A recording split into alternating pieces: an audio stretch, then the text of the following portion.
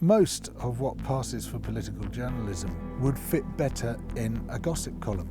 Political journalism should be about the issues that affect our lives, what the policies are, what the ideas are. Every year these get less and less of a look in favour of the personalities, and the more outrageous those personalities, the more coverage they get because they contribute to the spectacle. How did this reality TV star, Donald Trump, become president of the United States? Because they're all reality TV stars. Because nowadays, to become a successful politician, you have to be a reality TV star. They make a reality TV star of Nigel Farage by putting him on Question Time every bloody week.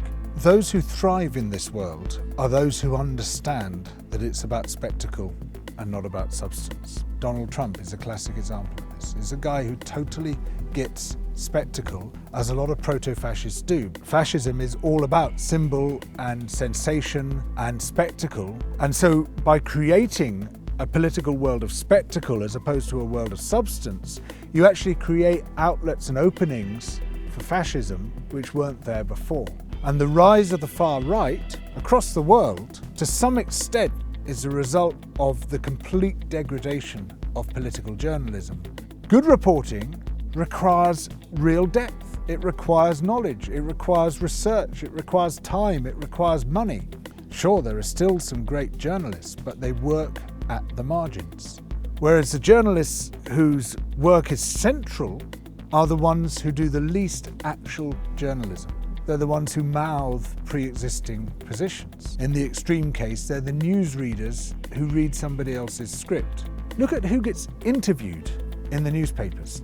By far and away, the biggest category of people who get interviewed is actors. There's loads of professions in the world, loads of people doing really interesting and fascinating things, and yet it's actors. And of course what the actor represents is spectacle. The actor is there to present spectacle because spectacle is the central feature of the media and substance is peripheral. Why have we become obsessed by particular figures and particular personalities? Could it be because that's the only thing of politics we ever see? Actors on a stage put in the spotlight rather than the people that they affect, rather than the issues, the policies, the real world impacts. It's not about the powers that shape the world. It's not about institutional power, because to deal with that, not only do you have to do some real journalism, but you also have to challenge and confront powerful interests. And if you want to get on in the world, you do not challenge and confront powerful interests. That's fatal. Basically, the media is one big dinner party. The senior figures, they tend to know each other, they tend to have very similar backgrounds, and they think they represent the world. They think they're ordinary Joes and Janes. And then when people ask for something different, when they want a politics which actually represents them, when they take to the streets to complain about the fact that they can't get good jobs, good houses, that the living world is falling apart, that climate breakdown is happening in front of our very eyes, they're treated as irrational, crazy, marginal. Who are these people? How dare they? What are they up to? So you can't report them in a balanced or measured way. Who is Spider-Man?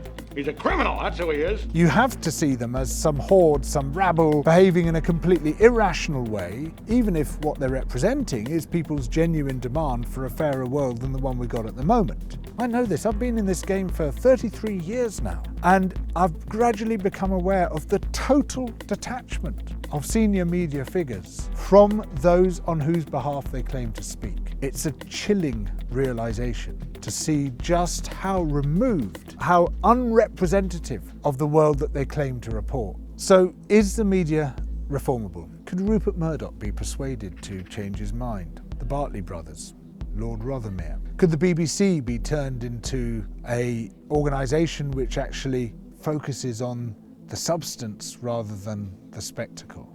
No, it's not going to happen. They're constitutionally, institutionally committed to the way they are. And it seems to me that the only effective challenge we can make is to develop and build alternative media. I can think of Double Down News as one potential example. It's great. This is exactly the kind of thing we need to do, where we can actually talk about the substantial issues, where we can bring to people's attention the stuff which isn't being said, the stuff which is important and not salient, rather than the stuff that's salient but not important.